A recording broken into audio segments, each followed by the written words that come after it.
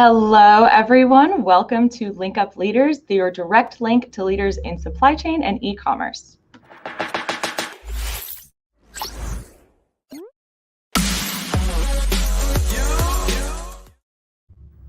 My name is Lisa Kinski. I'm your producer and co-host, and I'm joined as always by the wonderful Francois Jeffrey. Francois, how are you feeling? Great. We just finished up with Briette Seller app, so ready to go. We got 3 to go today, so it's exciting stuff. Second live of the day. I've seen how much coffee you've taken in today. I don't want to. We'll see how you are at 3. Well, I'm sure you can introduce Isaiah. We'll have a great conversation with him. I'll get all the coffee energy out on him. There we go. All right. Well, so today we are talking with Isaiah Bollinger. Isaiah, welcome to the show. Thank you. Thanks for having me on. It's I don't know. It's nice to be on someone else's show and not have to worry about things that go on behind the scenes and just kind of talk. Exactly. I think it was when we had Norm on. He was like, "Yeah, thanks so much for coming on the show." Wait, you're not on my show. I'm on your show. Lisa makes it look easy though, so I'd be lost without her here. I'm very lazy with the production value. I'm let's just focus on the content and the guests, and I've put very little effort into the production value. But one day we'll get some better production value on our episodes. It sounds great. I was going to say, you have a great show. It sounds wonderful. You and Tim have. It's the Hard Truth About B2B e-commerce. Francois has been on there before. We will talk about that a little bit later on. But let's just get a little bit of background on you. So you're with Trellis. You have this podcast. How did you get to be in e-com? Yeah, I've got quite a few things going on. I'm involved in a few different businesses now, but the main one is definitely Trellis. Started in 2012. Kind of just... really, I kind of always knew I wanted to do something on my own. So I kind of just, jumped in, saw an opportunity. There was an interesting time in 2012 where digital was starting to become the obvious need for small business. Mm-hmm. Obviously larger companies were already pretty far along with digital at that time, but the average small business was still kind of trying to figure it out. There's SEO, what is this SEO thing? And they're just trying to wrap their heads around just you've been building a website and all that kind of stuff. And then from there, I kind of quickly realized that e-commerce was kind of a better niche within the digital space because there's so many digital agencies.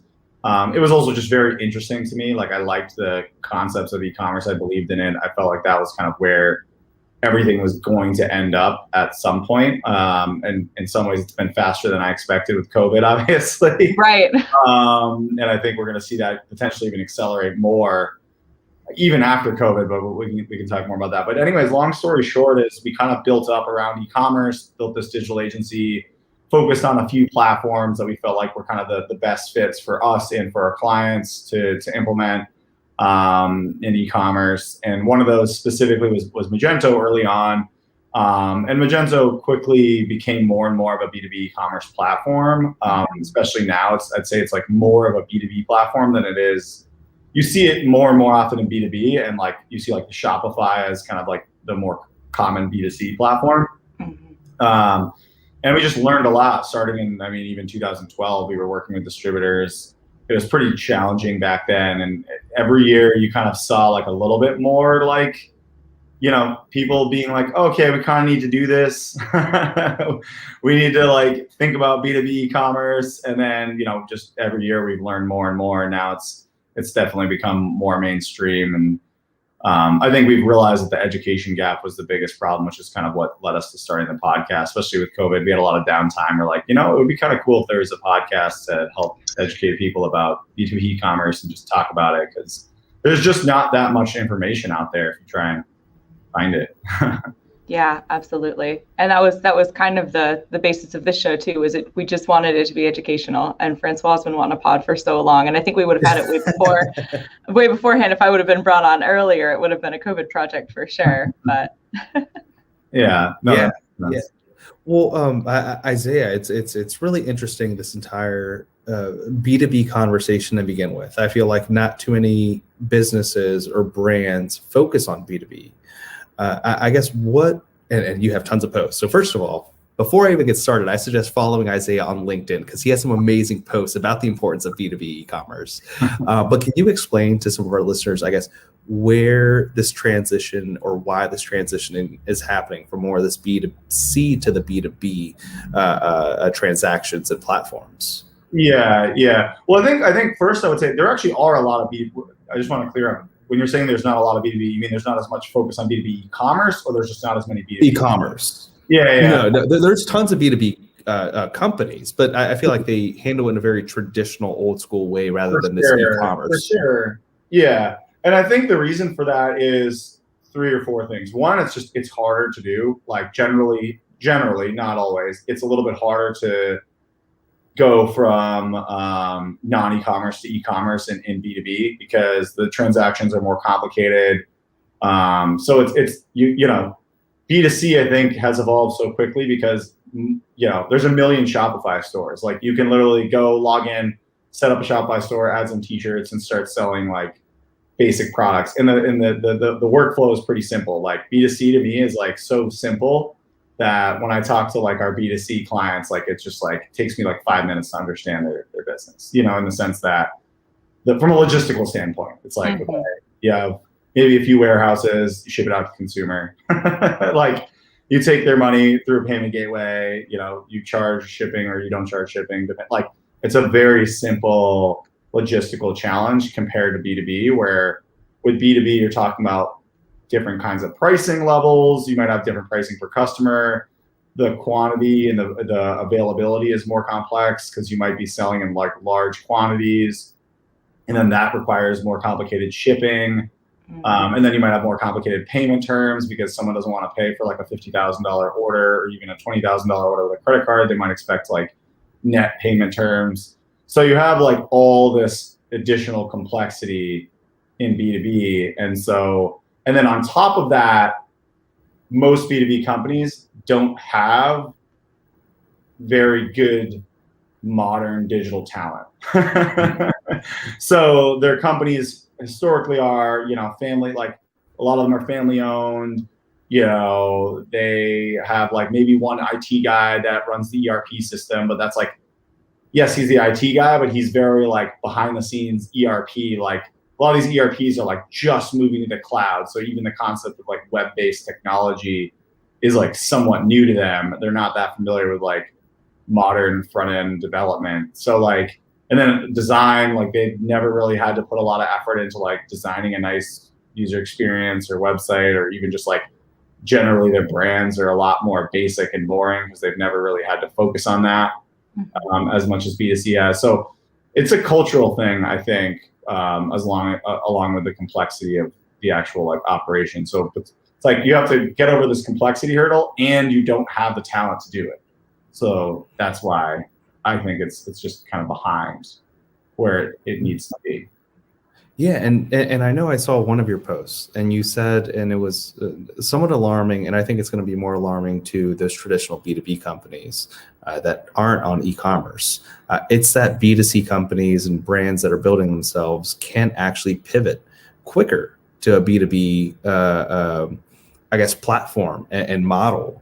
How is that so? I guess would they still? I think there's going to be a massive shift in the next 10 years. It's going to take a little bit longer. Like you saw it with B2C, where like all these retailers just like died really fast. They call it the retail apocalypse. So I'm kind of coining that and calling it the B2B apocalypse. I think is coming in the next 10 to 15 years. And who knows, maybe it'll come sooner. I mean, look how fast Uber destroyed the taxi industry, right? Like in like a matter of a few years, it's just like, who uses a taxi? I use a taxi for the first time just because I had to from the airport. Like, it's like, I can't remember the last time before that I used a taxi. It's like so old. I've used a taxi one time because I was on a military base in a really small town where there were no Ubers. Yeah. And they took me, instead of just going from gate A to gate B, which was like the teeniest hop, they took me around the entire base. I spent like $65 on that taxy ride. And I was experience. Yeah, I spent oh my God, almost double what I would have spent on an Uber for the same ride. So it's just like, why would I pay double for a worse experience? And I had to wait in like the taxi line. So the same thing applies to B2B and B2B commerce. I think that a lot of these B2B companies are kind of like stuck in the mindset that they're like, no, people want to talk to us. It's like, no, they don't. I'm sorry. Like, people will talk to you if they need to, but people want to save time and save money. So the fastest way to do that is to purchase quickly through generally some sort of digital format. And then maybe you need to talk to someone if there's some sort of complexity on top of that. But, and yes, like definitely there's a strong place for the salespeople to stay in the B2B, e-commerce realm and assist the sales. But basically the point that you're getting at, Francois, is that, and it's already happening. Amazon is essentially the largest B2B e-commerce website in the world. Well, I guess you could call Alibaba the largest, but from like a pure, like, I have a B2B account in Amazon, which you can sign up for a B2B account. They're doing, I think they said they did 50 billion, or maybe that's their projection. They went from 1 to 10 billion in 1 year, so 10x. And then they're way past that now, so they might be at 50 billion. I have to check the numbers. But like, Amazon will be in the hundreds of billions in B2B e-commerce very soon. So you're already talking about a B2C traditional company that's going to be bigger than all the B2B distributors. Like, it's already happening. It's already here. And really, because they have all the infrastructure. They have the e-commerce logistics. All they have to do is build this B2B account that basically gives their customers kind of like a B2B version of the B2C website. And because they have the talent and the infrastructure, it's a lot easier to do that than it is for these B2B companies to completely evolve and transition their company to e-commerce. So I think it's a massive threat. I think it's a bigger threat than other B2B companies like getting better at e-commerce, in my opinion. Like, a good example, I think, is like Wayfair or Home Depot. Like me and my girlfriend, or my fiance, we have an Airbnb business that we started, and it's going pretty well. So we're buying like furniture and lots of like home-based things. And we've looked into some B2B options, and they just haven't been very good. The Home Depot like business version seems to be better than a lot of the other stuff that we found. So like, historically, B2C companies like Home Depot that's selling to the consumer home, they can easily transition to like the small business owner and sell to them, if that makes sense, with all their sophistication behind e-commerce. So it sounds like it's moving more towards a transactional relationship rather than more of this, relationship building, where a salesperson would, call them, they would get to know them, learn about, their kids' birthdays, and learning about, hey, they're having this golf out, and we go do some business development with them. Yeah. Is that sort of what you're getting at too? Yeah, I think that the reason I call it the hard truth about B2B commerce is because, like, if your business model relies on, hey, like, we have a great relationship with Susan at company B or A, and that's like the reason they buy from us, like, that is not going to last that much longer. Like, think about today's world, how little loyalty there is in, like, transaction. I mean, we see it in the agency world. People are switching agencies left and right. Like in the Mad Men TV show, it's like they had that client for 30 years. Like, you don't have a client for 30 years anymore. Like, that like just doesn't happen as much anymore, because people don't care about, your relationship with Susan. They want to save money. They want to save time. And, ultimately, if they go online and find a better deal that saves them, thousands of dollars or thousands of dollars in time, because they can order faster, they can get it faster. It's a more convenient process. Maybe it syncs up with their accounting, so it kind of like automates some of the processes behind the scenes when they order products that they need to do. They're going to switch, like at some point they're going to switch. And a salesperson might come in and explain that to them and get them to switch. If you sign up for Wayfair B2B, like, they'll call you like a lot. I don't know if you've ever signed up for the Wayfair B2B program, but they have salespeople ready to call you. I've never had a need to do that, but I would imagine they're trying to find this happy medium between, hey, what human resources do we have to invest into this, and how much can we just make it very transactional? Exactly. Just check out. I see that I have 20 bar stools. I'm going to list these bar stools. And Wayfair is very interesting, right? Where they don't necessarily say the brand that you're also buying, and they could have several vendors, I think, for those different products. Is that right? Yeah, I mean, I think with them, they're definitely kind of an interesting player in the space, because they're kind of massive, but you kind of like forget about how massive they are, because But yeah, I don't know too much about how they handle like the branding of their products and what they say and they don't say about their products. But what I do know about them is obviously they're heavily B2C, but I think they've surpassed $1 billion in B2B e-commerce. So they've surpassed, think about that. They've surpassed $1 billion in online transactions specifically for B2B companies. And I would bet it's probably even more than that because some of these B2B companies just haven't signed up for a business account. So technically they're not classified as a business transaction, but they are because you bought something for the business, but just didn't bother to make it a B2B account.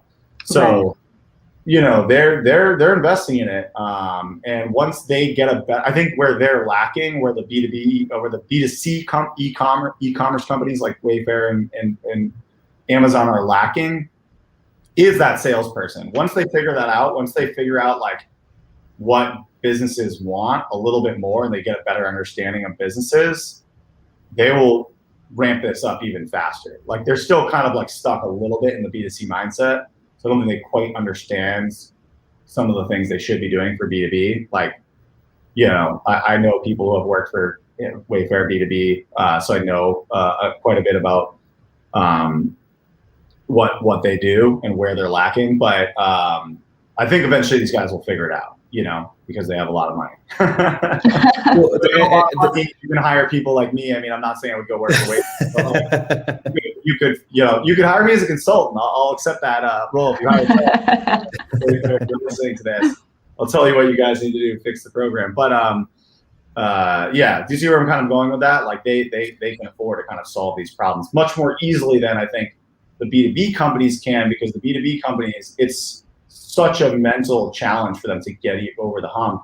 We have B2B companies that are like $100,000 for a B2B e-commerce site. It's like, yes, it's going to be $100,000 to build you a decent e-commerce site that integrates with your ERP. Like there's so much complexity. Like it's actually that's actually cheap compared to like, what it probably should be, which is more like $200,000, $300,000, $400,000 to build like a very good B2B e-commerce website. And is that for maintenance too? Does that include maintenance? No, that's just getting it up and running. So that's where I think they're having a hard time wrapping their heads around, is like just to get the infrastructure in place, you're talking about realistically probably should be at least $100,000 to $300,000, if not more. And that's, I think they're just so stuck in that ERP mindset. Well, we already spend money on the ERP system. It's like, well, your customers aren't logged into the ERP. They don't know what's going on. They want visibility, and they don't want your paper catalog anymore. And for listeners who don't know what ERP is. Yeah, enterprise resource planning. So that's where pretty much every major B2B company that should be in B2B e-commerce has an ERP system. They're like, all their operations are built around their ERP system, which is like their customer accounts, their accounting, their pricing. So these are systems like NetSuite, Microsoft Dynamics, Infor, SAP. We've heard of any of these. Oh, definitely SAP. They've got a big office in Atlanta, so. Yeah. So, but the problem is these ERP systems aren't really designed for e-commerce. So you have to kind of like completely rethink your technical infrastructure for e-commerce. And it's a fairly expensive thing to do a good job moving that all to a like web browser based good experience online. And that's where they're like not really getting over the hurdle. And that's just step one. That's just building it. Then once you build it, then you have to like make it better. And that's, like you said, maintenance. There's ongoing costs. There's the internal people to run it. There's just a lot of costs involved. So it's kind of like almost like completely restructuring your company. And so wouldn't that also be a challenge though for B2C e-commerce companies, where they might not necessarily have an ERP? They might be familiar with what an ERP is, and they might use third-party warehouse management systems or something similar to it.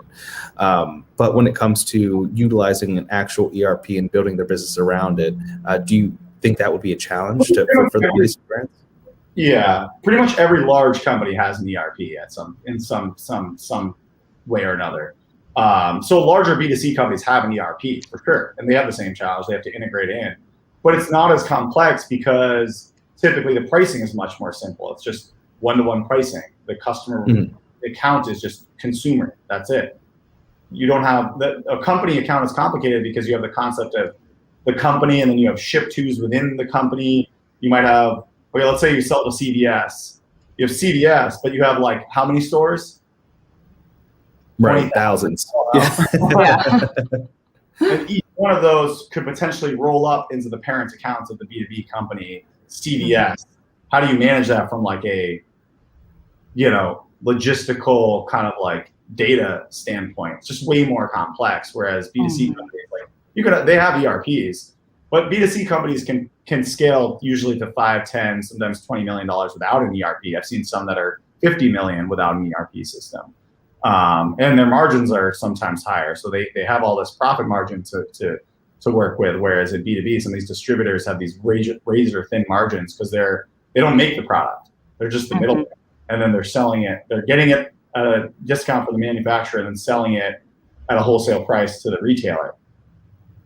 And I think that middleman position is going to continue to get squeezed because the manufacturers can just go directly to the consumer now. I mean, you're already seeing that with like Nike just discontinued their, I think they discontinued like a few major retailers. They're just like, sorry, we're not going to sell for you guys because we can sell on our website. So it's interesting. Yeah. Do you think a lot of cross-border manufacturers are going to get behind this and get more towards? I mean, I've been approached by many people on LinkedIn and just Chinese companies that are like, hey, can you like help us build our B2C infrastructure? And they're like some guy that makes mattresses. And they might be like huge. They might sell like $500 million in mattresses, but they just don't have like the branding and the design and like the, one of these mattress companies out there. We have a customer in the mattress space, 8 Sleep. They're a really cool company, but they don't have that kind of like infrastructure on the B2C e-commerce digital side. So they're looking with the marketing also. What's up? Do you help them with the marketing also? These companies, I haven't necessarily accepted any of these opportunities. Okay. These weird opportunities that come up, but they're looking for the marketing for sure. That's what they're looking for, like everything, help with design, development, marketing, to like take their manufacturing infrastructure overseas and then just like make it direct to consumer in the US market. So I definitely think you're going to see that happen for sure. I think it's already happening. It's a question with like Wish. I mean, Wish is one example of it. Sort of. It's not B2B necessarily. It's more the B2C, but it's cutting out a lot of the middlemen like Amazon and like the brands that need to be built, where you can just get very cheap products directly from those manufacturers. Who is this? Sorry, say their name. Wish. Wish. Okay, I'm actually not familiar with them. What do they sell? Yeah, so it's a little bit of everything that you can imagine. My girlfriend used to shop on them in college, and she used to buy like $2-3 tops. And I mean, what you're paying for. It's probably going to be the wrong size or the wrong color, but it's directly from Chinese manufacturers typically, or trade agents. Yeah. And so they just look to optimize the entire supply chain. They have partnerships with DHL, and they ship via e-packet. So it could take 4 to 6 weeks to arrive. But hey, you're paying $4 for a top when I can go to H&M and buy this similar top for like $40. She's like, yeah, I'm just going to buy 10 of these and 2 of them might work. So it's worth it. 2 might work, or, they might like wear out or the quality's not as high. But if you have 10 of them, whatever, you wear them down, who cares? Because you got just 10, another one. $80. Yeah. Yeah. And then some of them might be the same, like a lot of these companies, it's just the brand put on top of the same manufacturer. I mean, you guys probably know this better than anyone. Yeah. I don't want to talk too much about things that you don't want to talk about, but you guys. No, that's what happens. You know the manufacturing better than anyone, I think. So let's talk about the classic Kirkland, right? Kirkland leggings, I think, are the exact same as Lululemon leggings, but they're a fraction of the price. Wow. Exact same quality, same manufacturer, same factory that they come out of, but they're Kirkland. They don't have the Lululemon brand on it. I think Kirkland is such a good example of this B2C going into B2B, and we buy from Costco, and we buy at Trellis. And if they improve their B2B offering, which we haven't really looked into, we're talking little stuff, just supplies, like to kind of like keep the office in a good, cool, like fun environment. K-cups and stuff. Yeah, but like maybe they need some sort of like cool recurring subscription, like B2B subscription. We love that, like a monthly subscription. Like, hey, sell us your subscription, so I don't have to go to Costco and refill all of our stuff. But the point that I was getting to is like they're a good example of what you're saying, is that they can go to these manufacturers, get, slap their Kirkland brand on all this stuff and have pretty high quality products for a fraction of the price. And in theory, they could probably get it out to the B2B market and start selling it to businesses through their infrastructure. And obviously they have, I'm sure, plenty of money to spend on e-commerce. They want I'm a big fan of Costco. Yeah, I mean, they have some great stuff. We get all of our coffee and K-Cups and stuff from them, and we'll get our packs of water for, a fraction of the price and go to the grocery store. So, for sure. Why not? Well, I've heard the rumor too, in the Costco's that can sell liquor where that's legal, it's the Kirkland liquor is the exact same as Grey Goose. The vodka is the same. Absolutely. I remember buying that in college. We would buy it in college all the time because we're like, we can't really afford Grey Goose, but we can afford we can afford that. We can afford the Kirkland vodka. Same thing. Just get a Grey Goose bottle, refill it. It's literally the exact same thing. So. I think some of my friends would do that to try and impress the girls in college. Why not? Go on, have a little date party, fill that little goose bottle up with the Kirkland. You're not lying. You're not lying to us. No college student is going to be able to tell the difference. There's no way. No. Absolutely not.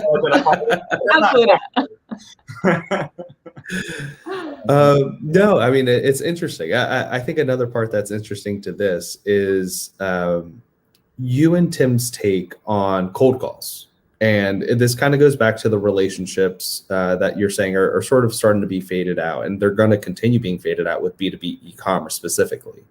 But you had one interesting take where it was cold calling is completely dead and that you have to advertise. Yeah. So I wouldn't say that it's completely dead in the sense that you can cold call and in theory it could work, right?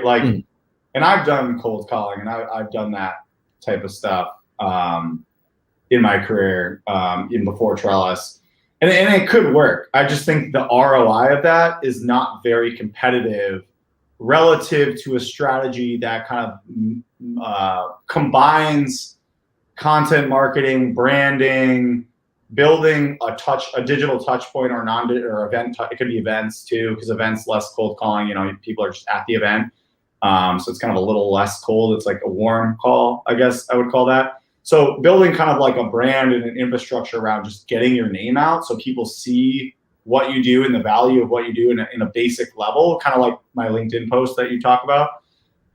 And then it's a lot easier to reach out and say, hey, we connected on LinkedIn, or you're kind of like reaching out to someone that maybe has seen you or has had some touch point with you. I think that's a much more effective way and a better ROI. I mean, Trellis, we've been on Inc. 5000 2 years in a row. We should be on our third year in a row once they finalize this next year's thing. And we don't really do much cold outreach at all. We do a little bit of targeted cold outreach, but it usually ends up being something that has some relevance, or it's very targeted, and it might end up we might advertise to them in some way. So they're still seeing us in multiple formats, if that makes sense. Mm-hmm. Yeah, no, that completely makes sense. I guess that's more so just changing the sales strategy to incorporate more of the marketing, which I know a lot of B2B companies, that the old school B2B companies that don't do e-commerce hate. They're like, this is what we've been doing. This is what's going to continue working. And I think those are those ones that you're sort of talking about are going to be faded out and replaced by those e-commerce companies. Well, think about the concept of cold calling in general. I don't answer a single number, and I'm a little bit of an outlier here. I don't answer a single number that I don't know. I don't know about you guys, but I don't answer any numbers what? I answer them all. Unless T-Mobile labels it as scam likely, I answer the phone. I don't answer any of them. And I think over time, more and more people will do that because it's just a waste of time. It's usually someone trying to sell me something I don't need. I usually have to hang up in 20 seconds, or I just try and get off the phone. It's almost always a waste of time. And if it's important, they'll find another way to reach out to me. That's the way I kind of think about it, right? They'll figure out my email, or they'll figure out a better way to get in touch with me. So I think the concept of cold calling, it's going to have less and less effectiveness, especially with all the robocalling and all the noise. So that channel itself is going to die down. Not to mention there's so many gatekeepers. If you call a business, you're probably gonna be the secretary, and then it's gonna be hard to get directly to the actual person that matters. And then on top of that, the cold outreach on LinkedIn, there's just, I get thousands of messages. Like, I don't respond to them because I don't have time. So I think that just you're spending so much time and effort to have like such a tiny percentage of success. The ROI there is going to become less and less. The ROI is going to keep going down, and the ROI of the other tactics I was describing, or kind of combining a bunch of tactics, is going to go up and up and up relative to that. So it's going to become like less and less competitive from a competition standpoint. And at the end of the day, as we all know, whatever's more competitive eventually wins, just like Uber. Get lower price, better experience. It's like, why would you not do that? Yeah, and especially when you can associate a good brand to it. Yeah, exactly. I mean, why does, like, think about it this way, like, does Amazon cold call? Like, look at all the biggest companies. You think Apple's cold calling you? Like, I'm sure they were. I'm sure they did at some point. Maybe Steve Jobs did. And like, he was cold calling people back in like 1985, like, or whatever when it first started. But in general, think about the biggest, most successful companies, how much market share they're gaining, and look at their tactics. Like, how are they selling? Mm-hmm. They're pretty much all heavily automating the sales process as much as possible, but there's still a personal touch to it in a lot of cases. But they're not like we just got the Peloton, me and my fiance, like they didn't cold call us. Yeah. I mean, I'm just curious, like, what was the last thing you guys bought, whether through the business or personally, from like a cold outreach, from a sales outreach? Logistics, I would say, is something that traditionally I have a few friends that work in domestic trucking and logistics, and they make hundreds of phone calls a day. That is just how they do it, and they target typically smaller businesses that they know are maybe newer to the area. But I think some of them have told me their strategy is more so, hey, we just try to land on if you have an immediate need, or you might be frustrated, or you might have just encountered some issue with your current trucking company. So we try to get that opportunity in. So I think, definitely not often or almost ever, but we have received a cold call, have heard them out, and have used them and brought them into our network because it's something where, there's hundreds of trucking companies out there, and you don't know who's good. So we're like, all right, well, let's see. We're new to the Atlanta area. Someone's calling us. Let's hear them out. Yeah. But at what point does what we do is we do a lot of research. At what point do you just start to Google and look at, all right, who's the best trucking company in the area, and do more digital research, and then reach out to the ones that you think are the best? Like, that's going to become, I think, more and more the norm of the buying process. And like you said, that's like a fairly, I think, obscure, not obscure, but like it's a very specific use case of what it is. You asked. Think about that. It was like so hard for you to think about it. You're like, trucking companies, this one thing, and like, I mean, Trellis doesn't need trucking companies, so and a lot of companies don't need trucking companies, right? A lot of businesses need that service. So that's like one very specific thing that you couldn't get. Any others?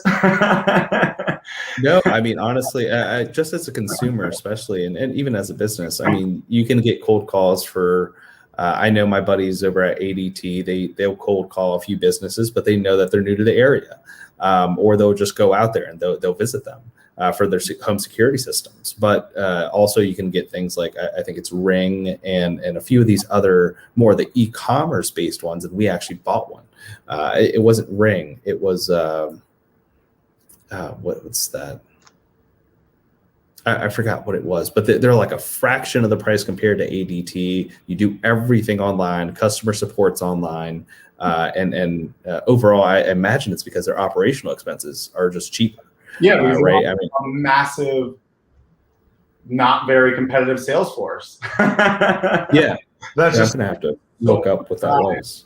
Manually annoying people, and the consumer and the business are realizing. I mean, we use JustWorks is a good example, and they're a great solution. There are a few other really good solutions out there, but ADP comes to mind. They constantly try and cold call and sell us, and a lot of those industries do that.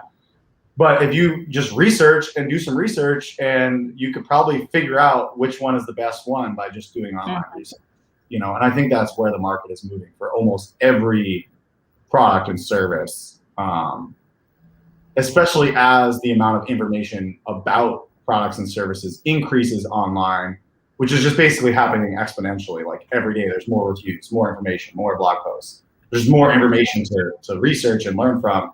It's much more effective, in my opinion, to say, okay, we need this solution. Let's Google, do some research, talk to people, and find the best solution using our own research versus some random guy cold called me and we think he might be the best of the 1,000 options we could consider. Well, and so I found out who was. It was Simply Safe, and actually, it's they had a very unique experience. I remember comparing to when I did reach out to ADT and see what their process was, and they were a very manual. Hey, we're going to send someone out there. They're going to inspect it. They'll let you know what cameras you might opt into. Whereas Simply Safe let you know. And this is not an ad for Simply Safe whatsoever. They don't pay us for this. But they're like, hey, how large of a room? What's the use case for it? You enter in a description, and then they can write to you after that. And they say, hey, based on, some of these requirements, we recommend XYZ number of cameras. And you're going to get an installer that comes and suggests where to install them and helps you install them. But it's an overall more streamlined process. And I felt like I didn't have to talk to someone at any point. Except for the installer. So I do see where you're coming from when it comes to, hey, you can do your research online, you can make the purchase online, and you don't need that human resource or that sales force that actually calls out and, tries to onboard them too. And they have all these facts and so much information, and then you still can't figure out what you need. Then I'm sure you can call Simply Safe. If you want to call them, I'm sure they have a phone number you can call them and talk to a salesperson. But probably 90% of the people buying don't even need to do that. Mm-hmm.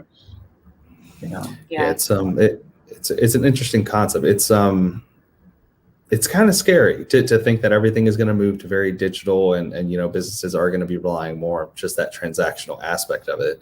I feel like it is going to require a lot of people that aren't, I guess, up to date and that generation that doesn't look at advertising and online advertising as heavy. And just a little of what you were talking about before, just like, you started out with SEO, and a lot of people just were wondering, well, what the hell is SEO? Like everyone knows what SEO is, but no one knows the importance of it. Or they don't want to place. Or they're like, well, we're not going to put a heavy weight on it. So it's interesting. I think it's how scary. Sorry, to touch on that point, I think it's only scary because people are not like, if you don't adapt to it, right? Like it's not scary if you're working at Simply Safe, and or if you work at these companies that are doing the right things and you have all these amazing career opportunities. I think there's amazing side to it where there's so much opportunity. It's only scary because so many businesses are just taking too long to make this transition and they're going to die out. And that part is, I guess, scary from that perspective. And is that something that Trellis helps out with? Do you work? Well, I guess can you talk a little bit about the process with Trellis? Like, let's say you're working with a B2B wholesaler that traditionally is not on e-commerce. What is the process there?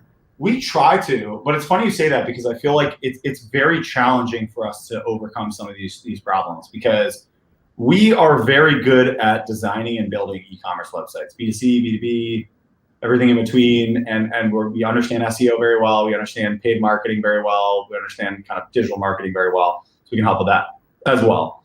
What we can help, what I find that is a little scary, I guess, in my opinion, and to your point, is that it's very hard for us to help companies that are so far behind that they're almost like not even ready to hire us, basically, if that makes sense. Because you have to have some level of sophistication to get the value out of what we even do.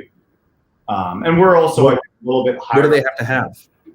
I think you need to have someone with some digital experience that is capable of managing the project on the internal. Keep in mind, like, we can't build an e-commerce site without you as the company. Like, I think people think it's like, oh, build me a house. I don't have your product data. I don't have you can, unless you just give me everything and you want me to take over your business, we can't do it without you.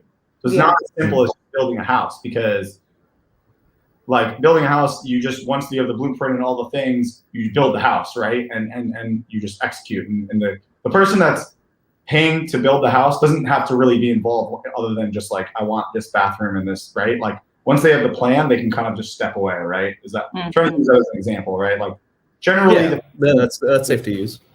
Yeah, there's a 6-month process where they build the house and the builders just do everything. They buy all the materials, they build the house.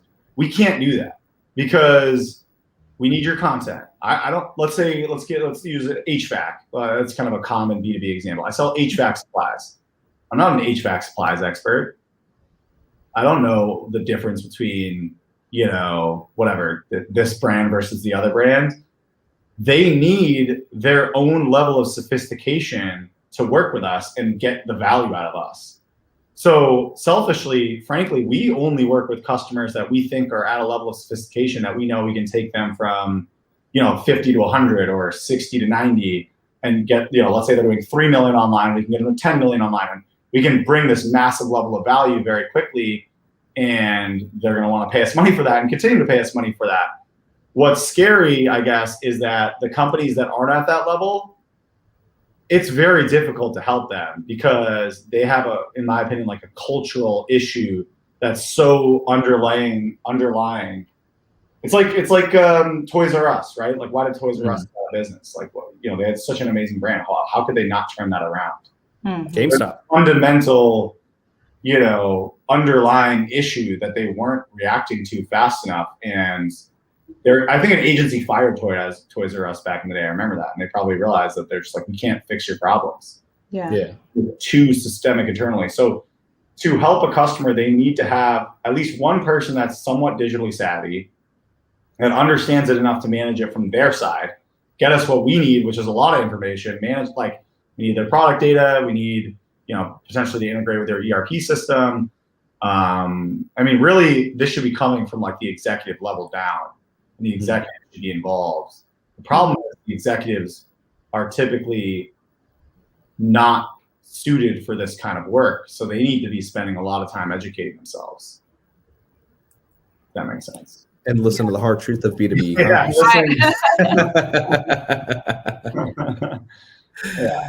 No, it makes sense. But aside from, I guess, all the integrations with their ERP, how do you break it to a business that doesn't see it as a major investment or doesn't see it as a positive investment or see the potential ROI on it? Do you do any level of market research for them, or? Honestly, the real answer is I've kind of given up trying to sell people that don't understand the value. Okay. Because it's not worth it to me to try and convince someone what I know is going to happen. That's pretty obvious. And there's a lot of people that do know it's going to happen. So I focus on the people that see the light and are kind of willing to invest in the future. And every year there's more and more of those people. So it just doesn't make sense for me to kind of fight an uphill battle and try and convince someone that they should make this massive investment. Sometimes we have to convince, let's say they have a 60 grand budget, but we look at the project and we say, look, like, you really need to spend 80 grand or 100 grand. Like, that's a different story because they already know they need to do the project. They're looking at vendors and they just need to maybe rethink, you know, the project a little bit and, you know, spend a little bit more to get a better product. And it's like, you know, you're trying to buy, you know, the Tesla Model 3, and then, you know, you realize they really need like the Model Y or whatever, like the better version, you know. So that we do. Like, we will upsell you on the concept of like kind of a better project and work with you. And if they're close enough, we'll kind of like upgrade them to where they need to be. But if someone just doesn't get the, like, we're not cold calling, so we're not reaching out to people that don't think they need this. Right. So, like, I have a friend whose dad owns a distributor. They're probably on the smaller end of who we would work with. I don't even bother trying to sell them because I know he just wouldn't get it. Yeah. Even though he's like one of my good friends. And No. so, go ahead. Sorry, Lisa. I was gonna say that makes sense. Like, you don't know what you don't know, and if you're like with SEO specifically, like you had mentioned, if you don't understand what it can do for a business, then you're just gonna say, it's gonna cost me how much to do this, and it's gonna be really hard to sell that person. So you're right. Yeah. But even if you do sell them, they're going to complain because they're going to be like, oh, for sure. Their expectations are unreasonable. So it's not going to work out very well. Like, we've realized that where we're very successful is companies that have already done e-commerce, they need to level up. So we're typically not their first site. It's either their second, third, fourth, fifth site, with e-commerce or major iteration of the site, or on growing what they have. And the real answer is, I think if you want to be good at this stuff, is it's just a never-ending, ongoing iteration of improvements. Like my friend now works at Amazon, and he's saying what was interesting, like from some of the previous companies he gets, is like working at Amazon, they get that the website is the business. Like it's the business. Like you just work on the website. It's ongoing. You keep improving it, and that's the mindset, that cultural mindset that these B2B companies haven't quite figured out. Is they're like, your website is going to be the number one asset of your business, and they haven't quite figured that out yet. If you think about most of the most valuable companies in the world, it's like their website is a huge asset. Well, I think another terrifying part to some executives might be the human resource aspect to it, where they might not have had to have a digital marketing team that actually works on the B2B wholesale. So do you work with them to also let them know what to expect? And because obviously, the $100,000 to $300,000 investment doesn't come with a digital marketing team. It doesn't come with, support and things like that. Yes and no. I mean, we've tried to help people, but that's the challenge that we face, is like, we don't have at some point I would love to build like a recruiting kind of like consulting division of Trellis that helps you like build your team. But today I don't offer that service officially. Like, we'll kind of unofficially be like, hey, you should go talk to these recruiters, or like we'll just kind of like help them as like a side effect of just trying to make them a better customer for us selfishly, honestly, and make them more successful, which will in turn make us more successful. But we don't officially have like a recruiting team building division of our company. But yeah, it's something that I've thought about and I'd love to do eventually, but it's hard to build all these different components of on an ever-changing landscape too. I mean, there's different digital marketing techniques nowadays, and I'm sure there's a lot of tracking that has to do with SEO, obviously, and there's new platforms for marketing, and TikTok and TikTok sales, and that's obviously more B2C. But it's like, how do we incorporate that into our ERP now? And so I'm sure it's very challenging in that regard. Plus having sort of that recruiting aspect, but I do see a huge benefit in that, because I know a lot of who I've talked to, more the B2B wholesalers that aren't necessarily online, and you look at their marketing teams, and it's more of the catalog marketing teams, and they're not even necessarily marketing. They're more of the merchandising teams. They just gather the specs and they say, hey, look, these are the weekly flyers. These are the monthly books that we're going to send out. For now, I don't think there's anything wrong with it, but I am seeing them also progress onto a few different marketplaces and learning those different marketplaces, which is amazing. And I completely stand behind. I actually think that's a great point. I think marketplaces are a great way for these companies to test the waters and learn how to do e-commerce marketing. Because what they don't realize is, like, you don't just throw something up on Amazon. No one's going to buy it. You have to put a lot of effort into the product data. Look at like the things that you buy on Amazon. There's so much information, reviews. There's just so much that goes into that. Just that one product. Q&As even. Yeah, question. Yeah. I mean, and that's where I think just them even learning that at the basic marketplace level will start to kind of like give them that jump start to realize, like, oh crap, we got to do this, and then we got to put this on the website. That's a whole nother ball game that most of them just aren't even ready for. I'll give a nod to my old boss, Vince Brote. He would always say, innovate or die. That's the game now. Yeah, I think it's just going to happen so much every year. It's going to be faster and faster. And COVID was, I think, a big wake-up call for a lot of people. But I think as things go back to in person, what I think is going to, I think there's still going to be this massive cultural shift that people are like, well, I can work from home now. Like, I don't want to like go back to the office. Like, right. Some people go back to the office, and like there'll be events, and we'll kind of have that stuff go back to normal. But I think there will be a massive shift, a permanent shift of just the efficiencies gained. Like, people, if you work from home for a year and a half and you enjoy it, and your company forces you to go back to the office, how many people do you think are going to start looking for a job that offers them remote work? Right. No? Majority. Yeah, I have a lot of friends that are looking for that. I personally love coming into the office. I'm a little bit more old school in that regard. I love the personal interactions and just bouncing ideas. But are you guys working remote? Yeah, mostly. But we have an office. We go into the office, but like it's very flexible. Like I'll go in at 12 o'clock. Like I'll actually probably go to the office after this call. Okay. You know, 'cause like what the idea of like, oh, I have to go in at this exact time, like.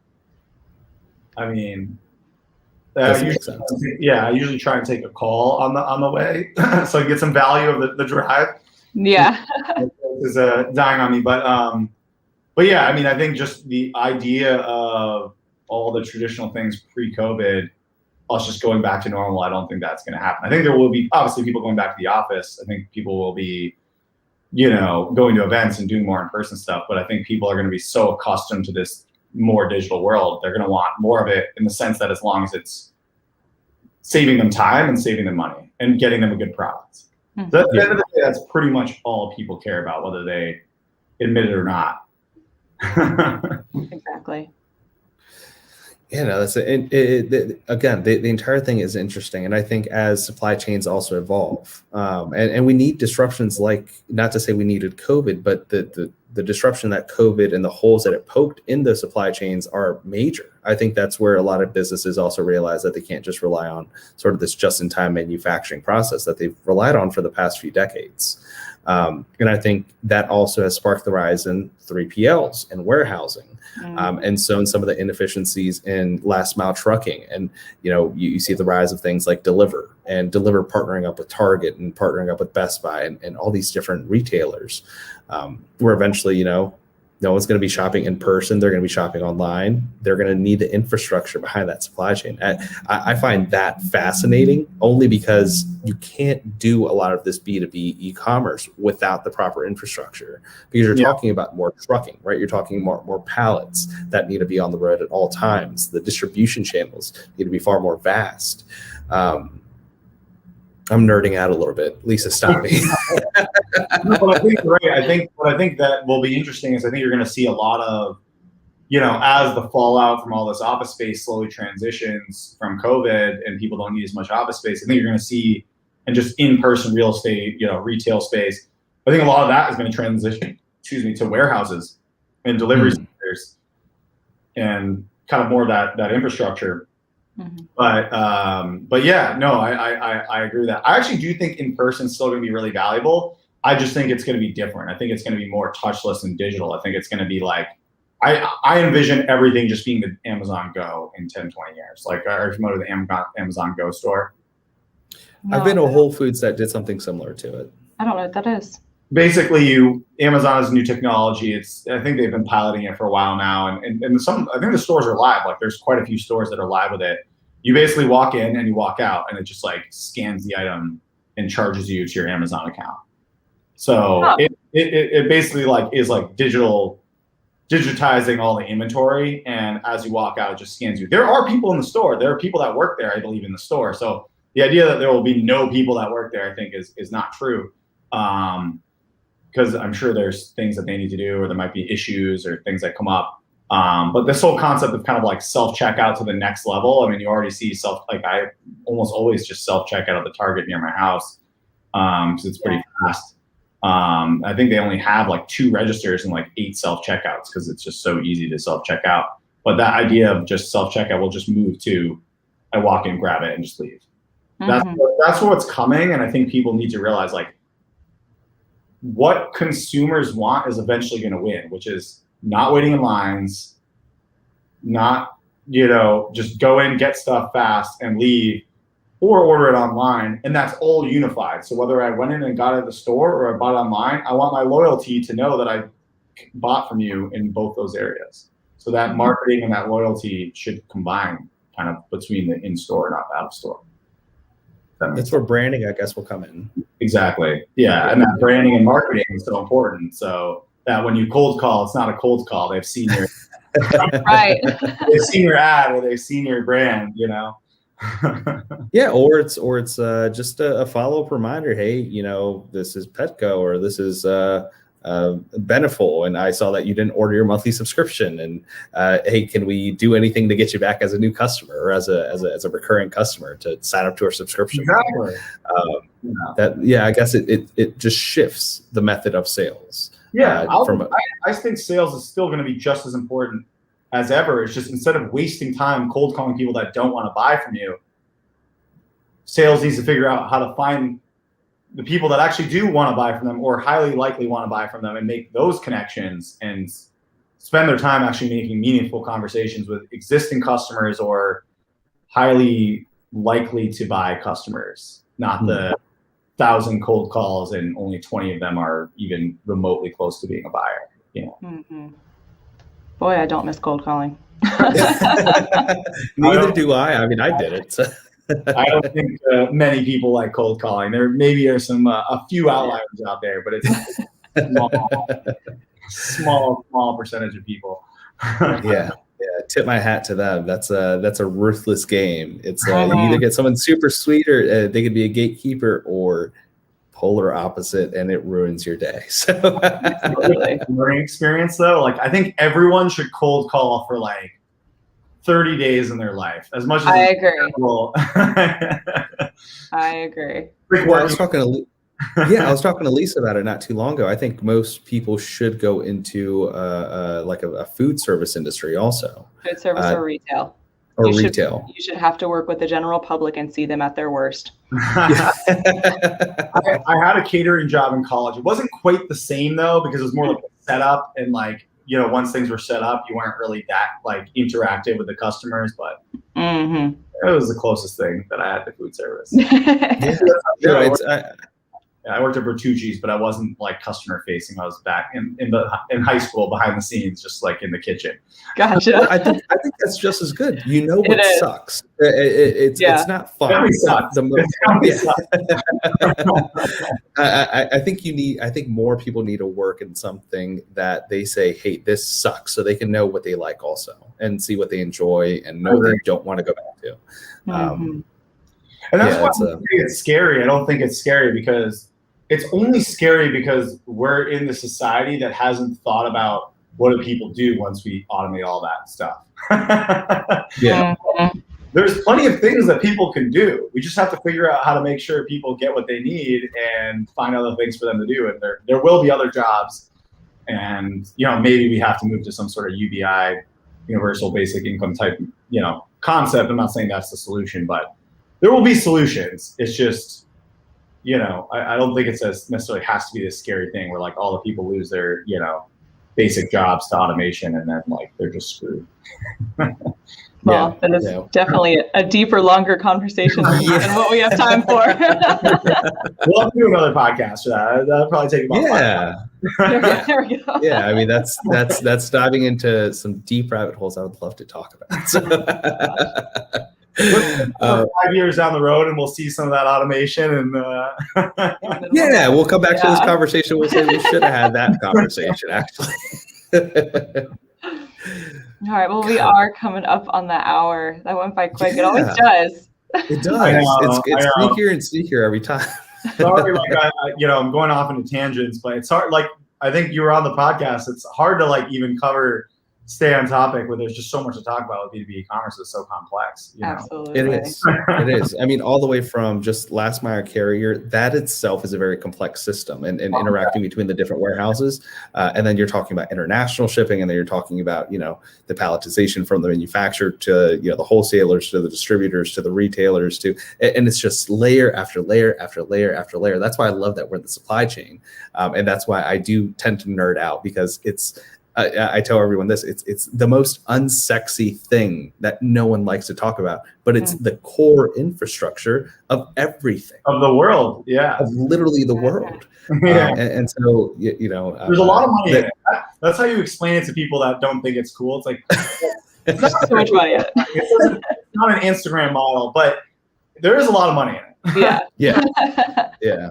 When the hairs on my arms are starting to stand up just talking about the multi-layers. Well, we will have a multi-layer conversation when we bring Isaiah on again. But Isaiah, we have got the link to your show here on the screen. I'm also going to link it in the description of the YouTube and of the audio version. But if folks have any questions about Trellis or about your experience, how can they get a hold of you? Yeah, just go to our website. If you contact us on our website, trellis.co. It is the .co, by the way. Unfortunately, we don't have the .com. Okay. I was worried for a second. I was like, wait, I thought I copy and pasted this. No. Surprisingly, .co is worth a lot, actually. It's a premium domain, but the .com is probably worth like $100,000. So those guys are not selling it anytime soon. Yeah, so just go to our website, contact us. Even if it's kind of a general contact, we're happy to kind of help and try and educate people as much as we can. So I see every contact form that comes through. That's probably the easiest way. Or LinkedIn, like you said, LinkedIn. I'm pretty active on LinkedIn and Twitter. Those are the two main platforms from like a public standpoint. Not super active on Instagram or Facebook. But definitely LinkedIn and Twitter. Just my name, Isaiah Bollinger, should be pretty easy to find me, or the website. Those two. Perfect. Well, thank you so much, Isaiah, for coming on the show today. Francois, as always, thank you for being here. Yeah, thank you, Isaiah. I really appreciated the conversation. Happy to come back anytime if you need guests. We're going to have to. We're going to have to talk offline. I want to continue picking your brain, but we'll talk offline. Sounds good.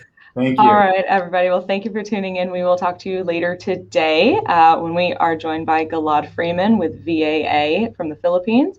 And I believe that's at 3:00 Eastern. So we will talk to everybody soon. All right. Thank you so much. Thank you. Thank you, guys. All right.